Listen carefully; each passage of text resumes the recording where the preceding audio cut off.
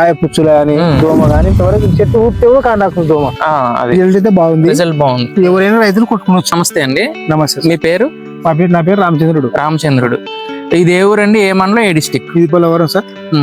కర్నూలు జిల్లా కర్నూలు మండలం పోలవరం గ్రామం. పంట వేసి ఎన్ని రోజులు అవుతుందండి?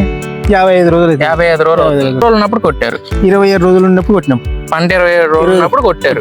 అప్పుడు పేను బంక నల్లి దండిగా ఉండేగా, అంటే ఇట్ట ఎండే చెట్టు అంటే ఇది కొట్టేపాటికి మన రేణుకమాతలో పోయి చేసి కొట్టినాము. కొట్టనే ఇది ఈ వల్ల పిలికలు గిలికలు బాగా వచ్చినాయి. దాని తర్వాత ఇంకేం కొట్టారు? తర్వాత ఇది కిట్ కొట్టినాం. చూసుకోవచ్చండి, ఆర్బిట్ కంపెనీ వారిది కాటన్ కిట్.